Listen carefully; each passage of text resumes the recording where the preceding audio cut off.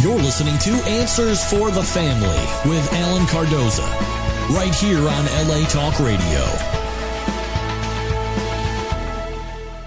Greetings to all of you listening around the world, and a warm welcome as we bring you another edition of the Answers for the Family radio show. I'm your host, Alan Cardoza, and each week this show will address issues such as locating a runaway teen, family crisis intervention, building self-esteem, dealing with addictions, and many things that will improve our mental and physical health. Now, having over 30 years' experience working with families in crisis, I've been fortunate to meet and work with some of the top professionals in many of the helping fields and skilled authors who are working to make this world a better place for all of us. Now, for all of you out there, I'm looking for some show ambassadors who will forward at least one of our shows to your social media group and to someone that you know that can benefit from a particular show. Now, the show that we have today, I think this is one that everybody can benefit from. Now, I want everybody to know that if you can do this, we truly appreciate it. And this is just another way that we, as a group, can make a positive difference in the lives of others. Now, our topic today is the effects of screen time on our brain. And I say this as I am in a radio station looking at a giant screen. So I want everybody to know I personally watched our guest's presentation on this subject and immediately felt that this was valuable information that needed to not only get out to you, our listeners, but to every person with a TV, computer, or a smartphone, which is pretty much everybody in the industrialized world. So pass this show on to your loved ones. Now, returning to discuss this and more is Britten Devereux. And as one of the founders of Demore Healthcare, she addresses concepts around scarcity, process addiction, comorbidity, and healthcare in the terms of long-term needs. A graduate of Canyon State University and Arizona State University alumnus, Britten is committed to create better healthcare standards. Now, with experience working as a clinical supervisor and managing director, she ensures patients are treated with dignity and that the services provided focus on positive reinforcement and what she refers to as gracious redundancy. Britten, welcome back to Answers for the Family. Good morning, Alan. Good morning, everybody. Glad to be with you. Well, it is great to have you back. You know, I know that you keep very busy. It's always more fun when you can be here in studio, but I'm glad that you could take the time. So on this subject, and as I said in the introduction, after having a chance to watch your presentation, I just felt we need to get this subject out there as quickly as possible. So I think the way to begin would be if you could just please describe the brain process and the damage that's created by the light and the stimuli of the abundance of screens that we all now have in our lives. Absolutely, Alan. So you asked a great question. So what we know is high-resolution technology, immersive technology, augmented imagery is now the norm for our day-to-day method to communicate, to seek entertainment, to find relief, to engage in recreation, or what some would refer to as rest. But what evidence is showing us from neurology and psychiatry, biology, is that the brain is actually stimulated so much from this immersive technology, high-resolution pixel technology, that there is really not much rest that takes place when we utilize screen technology. Screen technology is anything from a gaming instrument, a Fitbit, an iPhone watch, a tablet, a PC, television, of course. We use these tools, and they provide an enormous return on the investment. Mm-hmm. The challenge is what they do to our central nervous system, Alan. Mm-hmm. So our central nervous system is two parts. It's our brain, and it's our spinal cord. And when we think about screen time technology, there's a stress, a residue, if you will, that it leaves on our day-to-day life. And actually, we're seeing that it's causing people to be less empathetic, utilize critical thinking less, and to be less interpersonally connected, though they feel so connected because we have so many forms of social media, screen time, so many forms of entertainment through the screen. it's kind of a paradox, to be quite honest, Alan. And you know, I think anybody just needs to see the nightly news to know that everything that you just described is happening. Sad as it may be. Yeah. When you think about what you're seeing on the news, we see an absence of empathy, right? Mm-hmm. We see the Yep. school shootings. We like to politicize these things. But what we really see are traits and dimensions of mental health disorders like antisocial personality disorder, oppositional defiant disorder. We see true psychiatric disorders that can be treated, Alan. And, you know, screens don't have to be eliminated in order for us to treat these DSM-5 endorsed ICD-10 diagnoses. These are very real diagnoses according to the ATA and AMA. Now, when you bring that up, I mean, it immediately, Britten, it makes me think that, I mean, so how does your work in dealing with mental health and addiction address the stress that Americans are feeling during a specific or an average day with screens? Because, I mean, I love the fact that we're going into this subject, but I also know that, you know, what you do a lot of is you're dealing directly with people that are struggling with either mental health or addiction issues. How is this compounding the problem, and how are you able to use this technology to help create some way of getting through those problems? Thank you for that question. Alan, the challenge that we see in our mental health care facilities is that patients are more and more complex. This is not changing.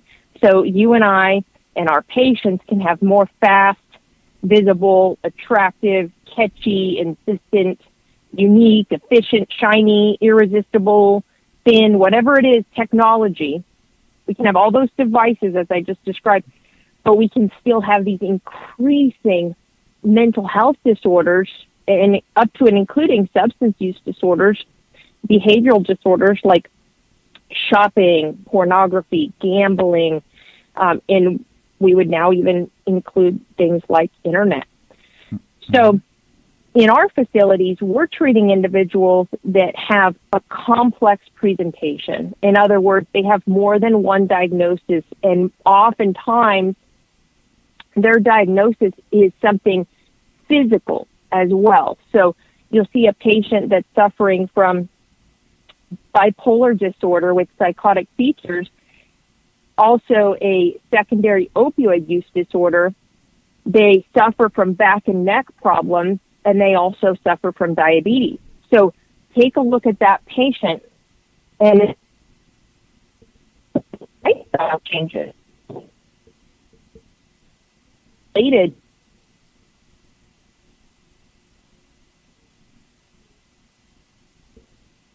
behavioral treatment medication, some life changes that they can make. For example, a question to a patient: is the last time?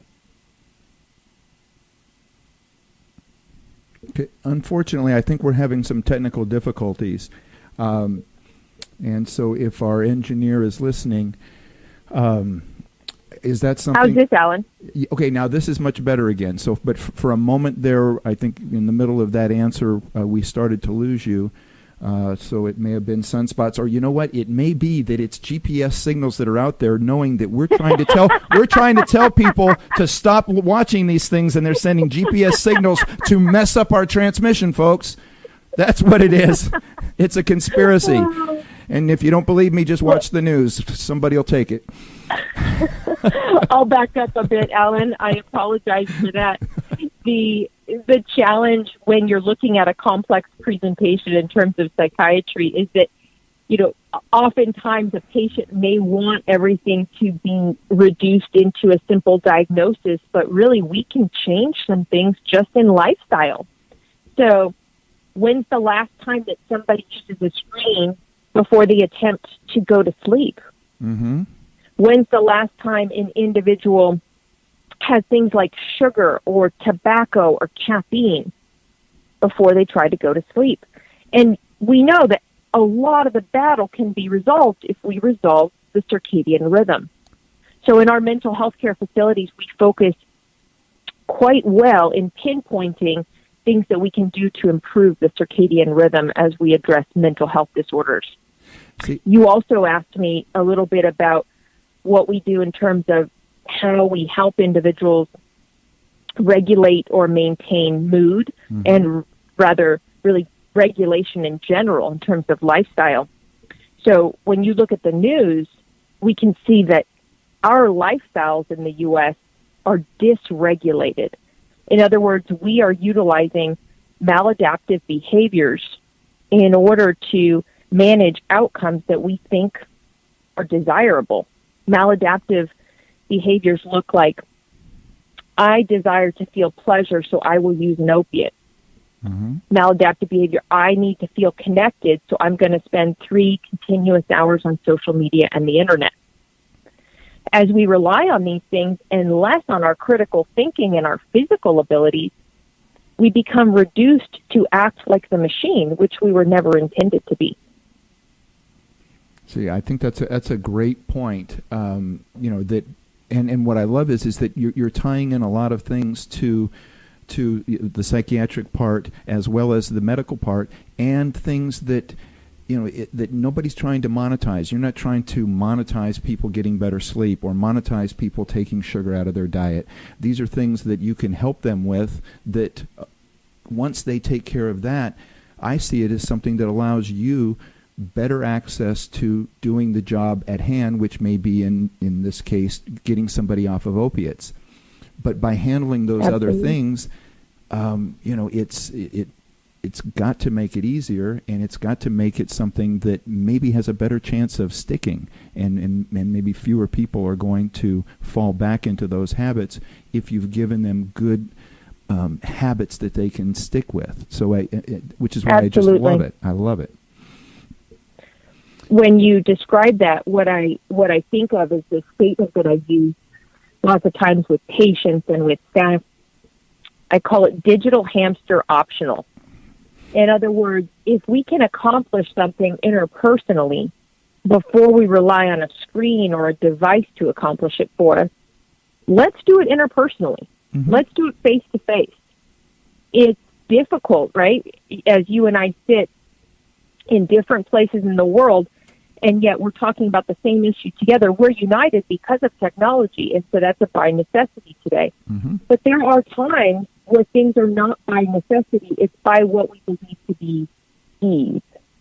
And so often, what we believe ease will do for us actually cripples us and paralyzes things like critical thinking, like relationships, like mental health status, like the ability to have your spine exercised all the way to its longest length because all the vertebrae are in place. Where in our tech neck society, because we're looking so often down at our technology, our spine is carrying so much weight and it's holding extra weight forward that doesn't need to be.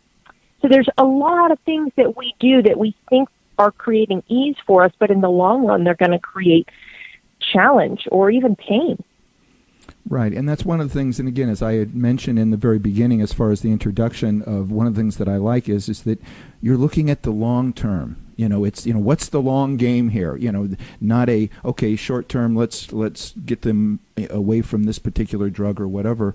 But what's the long term that's going to help them over a much greater period of time, or hopefully for the rest of their life? So, it makes perfect sense. Now, the other thing that I remember again from your presentation that I thought that would be good for especially a lot of the professionals to know is that this is a subject that both neurologists that are much more on the on the more physical side, and psychiatrists much more on the mental side, there's many things that they're finding and agreeing on, and I think that's really important. So, share some of the things that they agree on in regards to how screen time is affecting all of us. Absolutely. So you're right about that. So what we're seeing is neurologists and psychiatrists are both seeing the same neuropathological trends and neurological trends in physiological studies of the brain.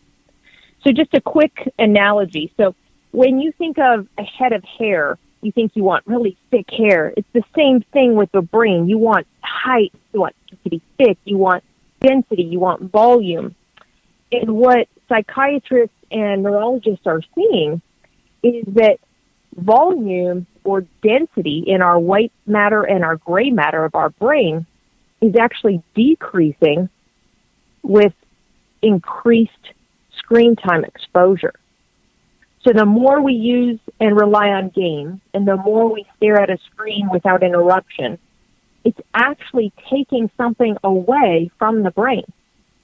Mm-hmm. So neurologists and psychiatrists don't go too heavy into the solution. That's what organizations like the Amori Healthcare exist for, is we want to bring solution around that. But they are reporting great science to us about what we're seeing as commonalities between substance addiction and behavior addictions. And there's a lot of commonality in how we can address both of those, not just through medication and therapy, but also through lifestyle. Well, then the question would be, what do you do about it professionally, and what are some of the things that every human being can do to help prevent this? Sure. So the first thing, as far as prevention, I love that question. That's where my heart is in the preventative measures, is thinking about how you build an average day. Right? How many things do we tend to desire delivery from a screen? I don't know if you're getting feedback, Alan, but I am. No, but I know that can be difficult. Every once in a while when we do get it, it usually dissipates. So, okay. So if we desire delivery from a screen, we tend to avoid using tactile tools like a book or maybe a board game. So the more that we desire delivery and pursue that delivery, our brain and our habits tend to follow that same pattern. So if I created it once, I'm more likely to do it again. So let's say I'm reading a book, and I read it every morning from my screen. I read for 15 minutes. Mm-hmm. Our brain starts to normalize to that behavior, and it's going to be more difficult when we try to interrupt that pattern and start reading a book from its actual textbook, from an actual hard copy book. So those are just basic things, nuanced things that we want to look at with patients and with individuals that are noticing this heightened amount of stress and dysregulation where they just can't calm down, where anxiety reigns and rules in their day-to-day, and where interpersonal relationships are becoming harder and harder to maintain with satisfaction, with pleasure. So just basic lifestyle questions like, are you reading from a book or are you reading from a screen? Another thing, how often do you plan your day around a person or around the technology? So we know that we tend to rely on a lot of tools in any given day. But as I mentioned earlier, where we can replace a tool with a person just for the interpersonal exchange, we try to suggest that once a day. So in an hour workday, that's entirely possible. By no means do we suggest that we should pass up on using tablets or screens or PCs or televisions. They're necessary. We need them. But the idea is let's not overlook the benefits of human connection. We were made to be social animals. Let's use that part of our human nature. Let's rely on that because we get a lot more done when we recognize how we were made and what we were made for, rather than pretending that our tech neck or our spine can handle this kind of challenge, that our brain can withstand this kind of pressure and stress that high-resolution immersive technology brings us. Yeah, I know. I mean, as someone who's recently been studying the brain for a variety of reasons, I've learned that the neuromechanics of the brain is incredibly complex, and we're constantly learning more. Every time I learn something, I realize that 6 months later, okay, there's something completely new now to learn. But some are referring to the screens, as a behavioral addiction, in the same way that we would have any other type of be it a drug addiction or a gambling addiction. Do you agree with that, and why is that? You're smart to be researching the brain. I think lots of times we expect our bodies to just operate for us without knowing much about our bodies. So I always encourage education and awareness. So I think that's smart on your part. Nevertheless, the neuromechanics of the brain in its complexity is a little bit, for me, a hobby, because there's so much to learn that we can continue to unfold, and then in 10 years we'll learn something new. And that's the exciting part of how this brain was created. It's so complex. So as I'm learning, or as you're learning, one thing I would introduce is exactly what you said. Consider behavioral addiction something that can be prevented. Not only that, but it can be intervened on, to your last question. So when you think about the neuromechanics of the brain, imagine that you have a massive system with many folds and intricacies within it. And this massive system can actually be subdued or slowed by some of the behavior patterns that we're creating. So if one of those behavior patterns is that I check my phone 36 times an hour, the new U.S. average, if I check my phone 36 times an hour, my brain starts to predict that I'm going to do that again and again and again.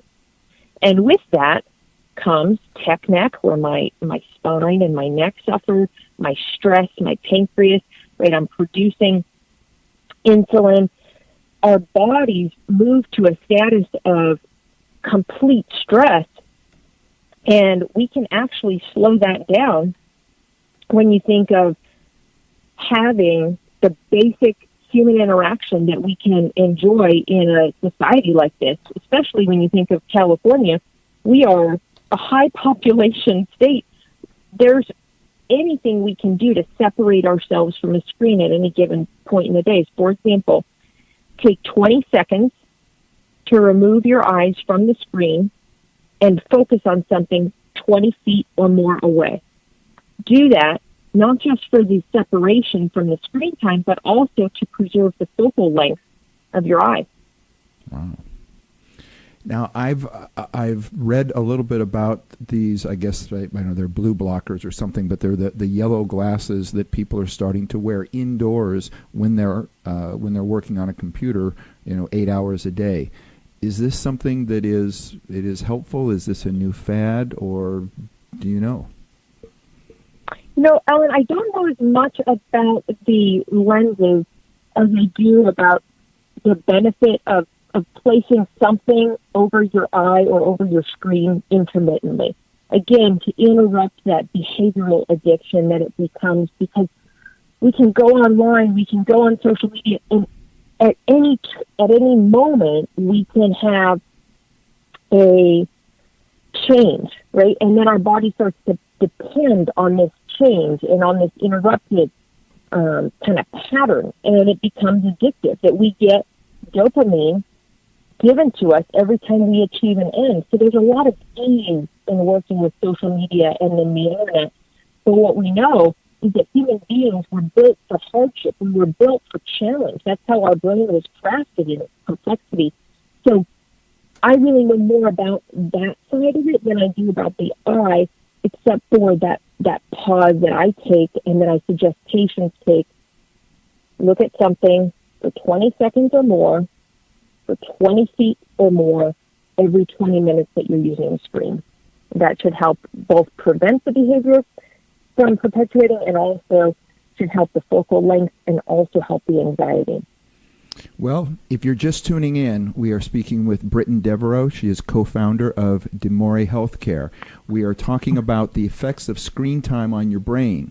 So we're going to take a break. During this break, you don't have to look at a screen. Just listen and be back with us in about a minute. Take care. Founded over 30 years ago to meet the needs of families in crisis, Westshield has continually focused on resolving issues that negatively impact families and businesses. Our signature therapeutic transportation service helps to ensure that adolescents in crisis are safely transported to specialized schools, programs, and treatment centers with unsurpassed experience and success. We are supported by our full-service licensed investigation agency that has legally, professionally, and compassionately located hundreds of runaways and teens. We are experienced and qualified to help, offering solutions which may include referrals to our international network of top professionals in the fields of educational consulting, psychology, psychiatry, and investigations. Simply put, West Shield Adolescent Services and West Shield Investigations are the best solutions when your family is facing a personal crisis.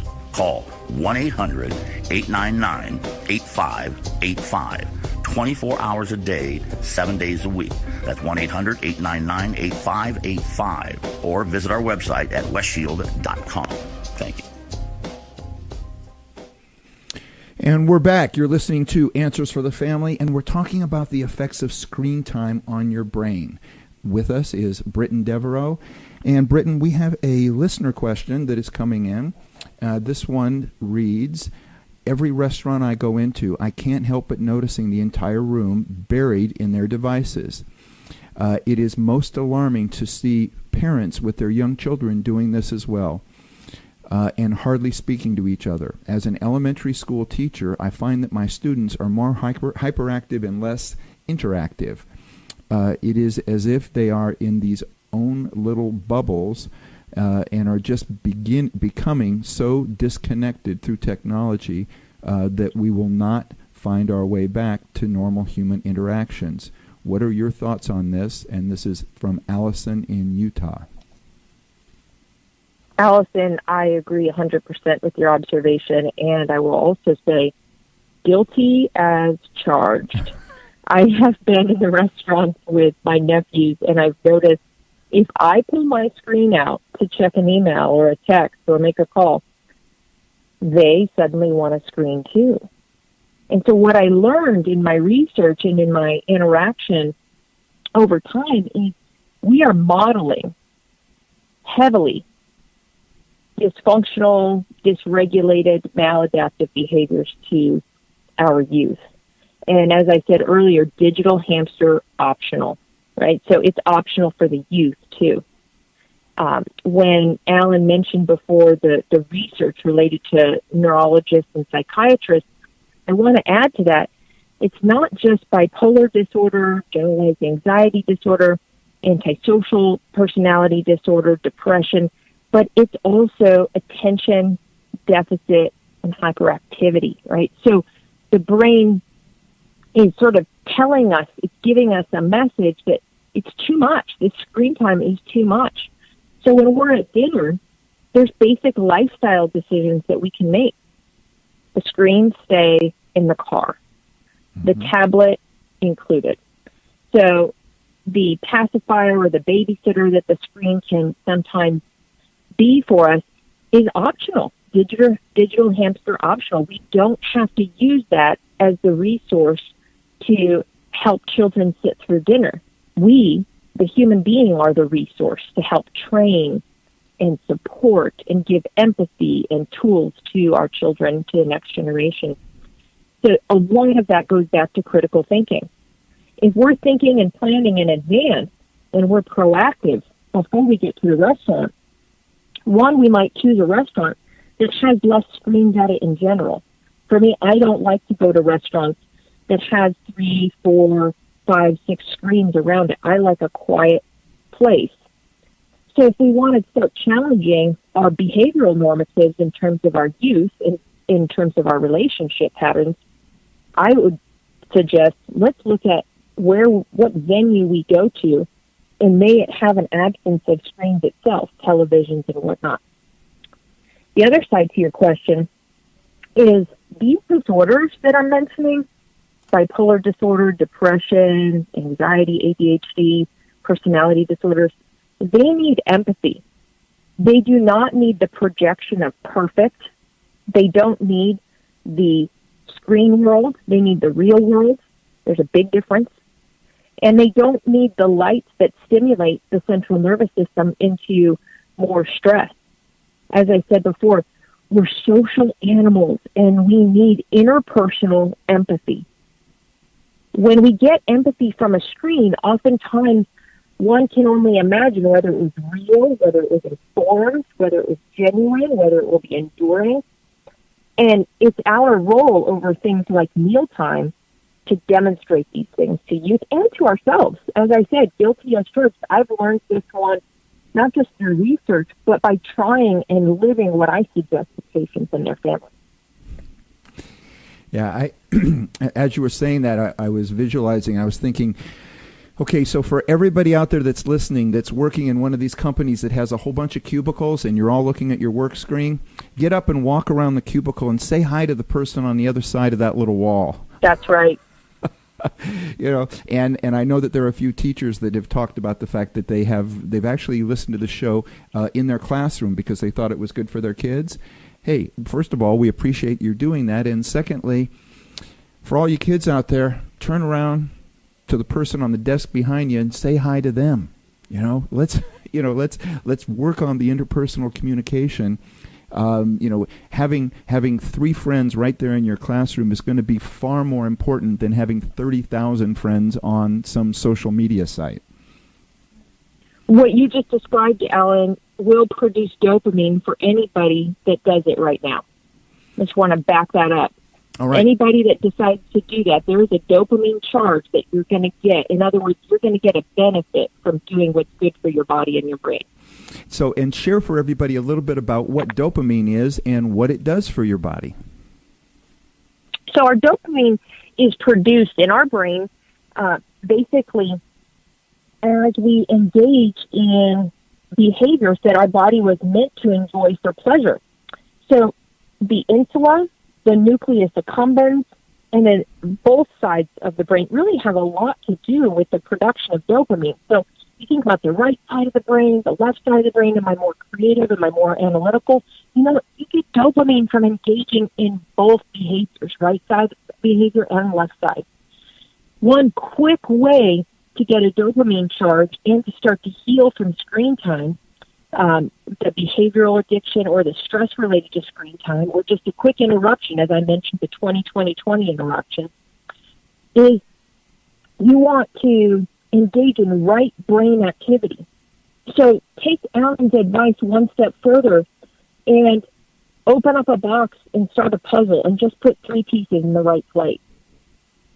Or decide that you're going to do something that requires dexterity and retie your shoelaces, but this time do it a different way. These basic things actually produce dopamine for us because we're using the skills that we were born with, born to use.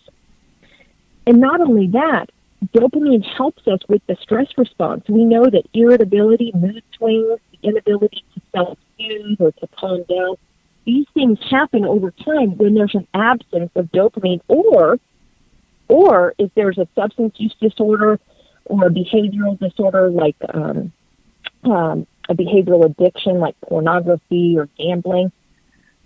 The self-soothing actually helps us avoid the same repetitive and redundant behavior. It actually helps us choose something that's sustainable rather than choosing something non-sustainable. So, for example, it's not sustainable to be reliant on heroin or methamphetamine. It is sustainable to engage in a human relationship or to engage in reading a book or starting a puzzle. And it sounds trite to reduce things down to such basic behaviors, but those are actually the ways that we heal, Alan. Oh, yeah. No, I completely agree. There was a study out there that says that the person receiving the words "I like you" or "I love you" gets a dopamine fix. So you want to make somebody happy, and you like them, tell them. They're going to get a dopamine fix. If you have someone that you love, tell them. They're going to have a dopamine fix. What better gift can you give them? You know. So, you know, that's right. Yeah. So, yeah, it's dopamine is something that we all rely on. And when we use substances or when we engage in a behavioral addiction, actually dopamine can be created in such pools that it actually floods us and we can't get its benefit. So we can get so much of something that we think we need it or want it, and then we never actually get the benefit. Much like the paradox that I was talking about earlier with ease. We can think we've got so much ease now in our highly technologically driven society, but we don't have less stress, and we have more disconnection, not more connection. So you bring up some really important points. Now, and you just made a good point about the fact that we can actually get so much of it and yet not be able to use it. And so are these more, I mean, when somebody's in more of an addictive state to where for a while they're getting it and it's helping them, but they get to a point to where it's just not affecting them anymore? Yeah, it's going to have a reduced impact. And in fact, an amount of activity would be required that one can't actually sustain, much like substance use. Mm-hmm. Right? So you're gonna develop a tolerance, and in fact, even screen time, you develop a tolerance to it, and then you develop withdrawals, right? The irritability, the mood swings, the anxiety, the panic, the fear, the insecurity of whether or not one is accepted by other human beings. So, yeah, it's quite complex when you think about what we've created in this restlessness. And I've read from Adam Alter, it's actually called he calls it the restlessness between hits. In other words, I can get a hit when I go on Facebook. I get a hit when I go on to Instagram. I get a hit when I check my email, and then when I reply to text and get a text back right away. These hits create a restlessness because we want more and more of the same thing. And what I call that time in space while we're waiting is the fear of echo. That time and space where we're waiting for a response, that echo, the absence of eye contact, the absence of touch, the absence of tenderness, the absence of feedback, the absence of somebody telling us that we're enough or we're good, or, as you said, I like you. It's a hollow sound, and it's scary for most Americans. It's scary because we have such a high amount of immersive technology, augmented reality, that's changing the way we think and what we expect from one another. And not only that, how much we expect from them in a given period of time, say 5 minutes or say an hour. Mm-hmm. Wow. When you think about the digital hamster concept, I want you to imagine that hamster doesn't know when to get off, right? It does not know when to take itself off of its own treadmill or roller coaster of sorts, right? And what we need is moments like this on a Monday or any day of the week where we can say, this is optional. I don't have to have this synthetic machine or piece, this device that has control over me, my opinion of myself, and my opinion of others. And we're going to see moments like this, continue in history. We saw it when the fat-free campaign started, mm-hmm. right? You had 8 U.S. senators that died of heart disease in the 60s and 70s. And so we started replacing fatty meat and carbohydrates, pasta, potatoes. We started replacing it all and saying, no fat, only carbohydrates, right? And it was called the McGovern Report. Well, today, what you and I are talking about is not a new McGovern Report where we eliminate fat or we eliminate screens. What we're told now is to just eat intuitively, eat sensibly. Mm-hmm. And that's what I say from a behavior perspective, from a mental health perspective, from a lifestyle perspective, is live intuitively, live sensibly. In other words, we were not meant to live with another appendage, the screen. We were meant to use it, but not need it as an appendage. Does that make sense, Alan? Absolutely. And we want to use it, and we don't want it to use us. And also what I hear you saying is that we want to stay away from sort of a pendulum effect. When you mentioned the McGovern Report, what we don't realize until it's too late sometimes is the pendulum effect is worse than what you had to begin with. There was this one issue, and all of a sudden we went into this, no fat, low fat, take out meats, replace it with carbs, and all of these processed things. And the pendulum effect has given us something much worse than that. And what I hear you saying is that we could have the same thing if we tried to swing, all the way to the other side. You're saying find a balance point in the middle to where we can use it for what it is intended for and what we're going to be able to continue to find great things with it, and not let it become something that is a tool that's taking us over. That's right. That's right. Yeah, we need laptops and TVs and smartphones. We need monitors. We need to be able to go to the baseball game and see that the person in row P, seat 539, proposed to that happy someone in seat 540. We need those things. That's part of life and living in the 21st century. This is not an extremist approach. This is an approach of what can we sustain over time so that we can still have relationships, so we can have coping skills, critical thinking skills, and so we can have peace. We know, as I said earlier, the quality of sleep that a person has such an enormous degree of influence on everything else in their life. And so that's a large part of why Diamore Healthcare started researching screen time and whether or not it really should be classified as a behavioral addiction. Yeah, I'm smiling, and we're not doing Facebook Live, but it just reminded me to tell everybody we are, when we have in-studio guests, we're doing Facebook Live, so you'd be able to see that I was smiling as Britten was saying that, because I was at the ball game last night, and when you were saying that, I was envisioning the kisscam, because they now have that in every stadium. It's the kisscam, and around the 7th inning, they'll take the cameras and go around, and when they put you up on the screen, people kiss, and we all feel good about it. So, I just think that was such a great analogy. That's right. And again, so because we're talking, you've mentioned a little bit about options, and we talked a little bit about balance. So in your mind, what would be a balanced view of all therapeutic and diagnostic options? A balanced view is really a lot of folks need to take an assessment of whether or not the screen is running their day and their life, and whether or not it's affecting their joy. We at Diamore have found that high-resolution technology does not help stress level. So one easy way to take a look at an inventory of somebody's stress level is to look at the quality of relationships in their life. So not just number of interactions, but quality, because a lot of people are introverts like me, and they love people, but they need to recharge. And so it's not about the number of relationships, it's about the quality. Mm-hmm. So what I would say is take an inventory by pulling in a couple people that are close to you in your life and ask them, do you feel like I'm a good listener? Do you feel like I'm an active listener? Do I remember things that are important to you?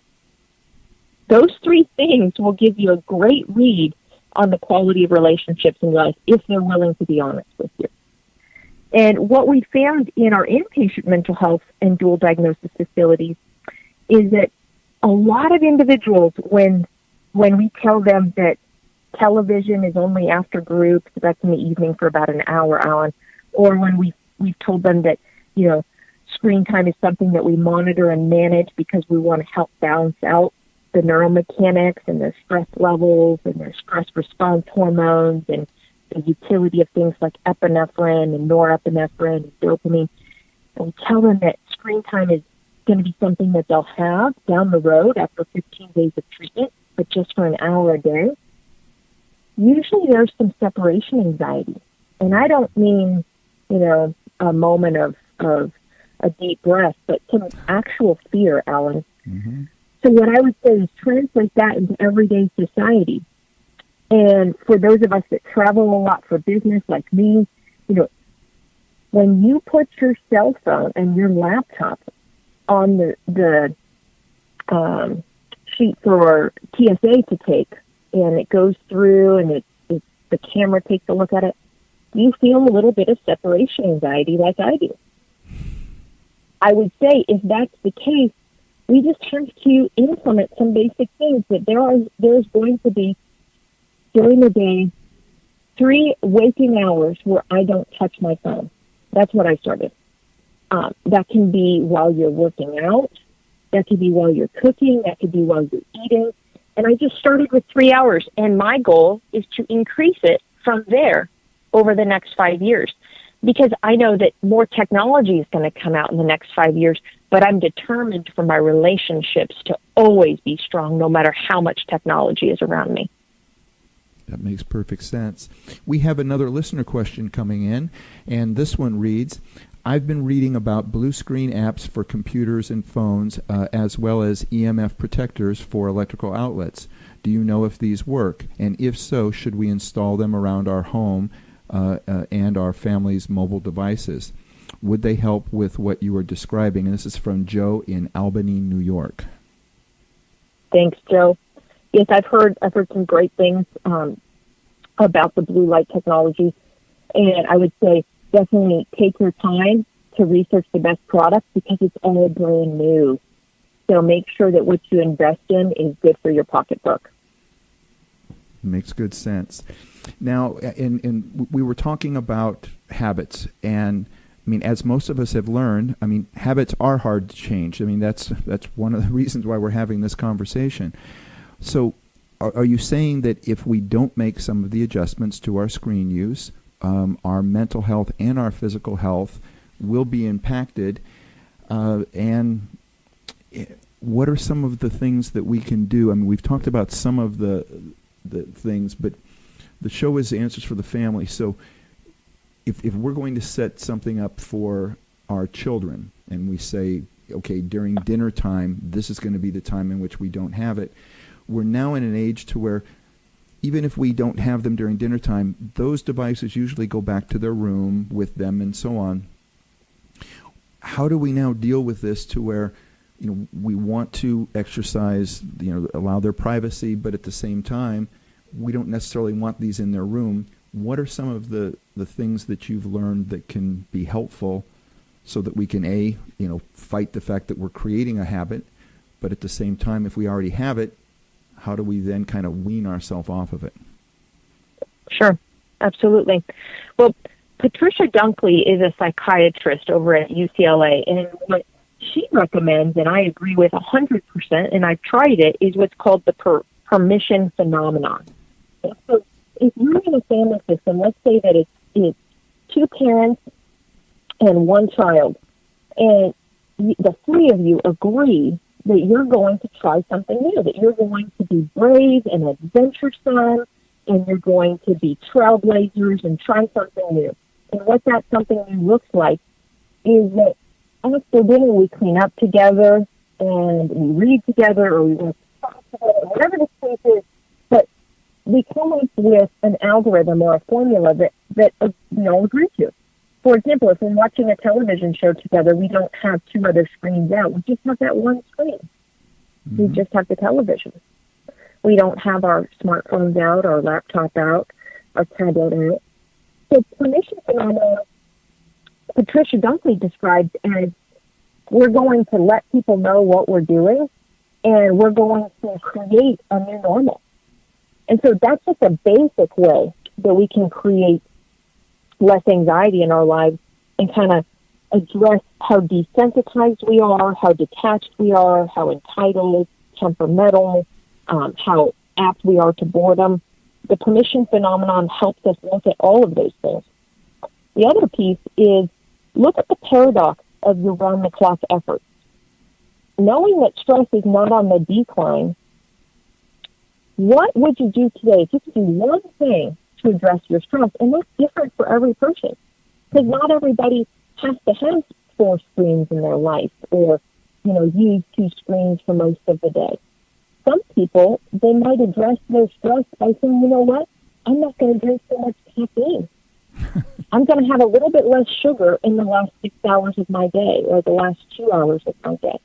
These lifestyle changes are small, and much like screen time change, incremental lifestyle changes, those are going to make the lasting difference. Those are the ones that our brain says yes to and our body says yes to, because we don't do well with the pendulum shift. We don't do well with black and white. We do well with incremental status change.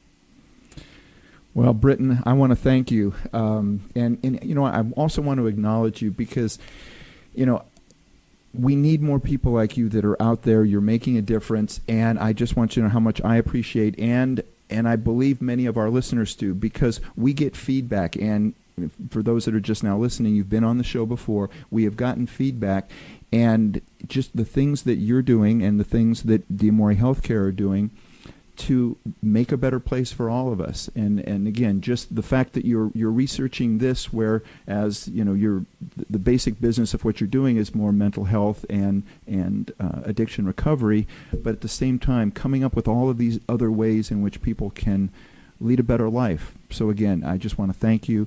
And again, for anybody out there, if you want to get a hold of Britten, you can go to their website. It's diamorehealthcare.com, which is DAMOREHEALTHCARE.com. For those of you driving, don't try to write that down. Just go to answersforthefamily.com. We will have all of Britten's information there. Loved my time with you, Alan. Thanks, everybody. All right. And for everybody out there, please be sure and put us on your calendar to tune in next Monday when our guest will be Danny Sells. He's the National Sales Director of Olive Crest and Safe Families, to discuss strengthening families by providing shelter, support, and love for children who have been abused, neglected, or in some cases, victims of unfortunate circumstances. And please visit our archives of past shows at answersforthefamily.com. Or you can subscribe to the show through iTunes or Stitcher or through YouTube. And if you like what you hear, please leave a review. It will help us reach more people, and we will so much appreciate it. And the next time you're on Facebook or Twitter, please remember to stop by our page, check out some of our latest posts, and if you like them, please like us and continue to spread the word. Be good human beings, and be with us again next week on Answers for the Family.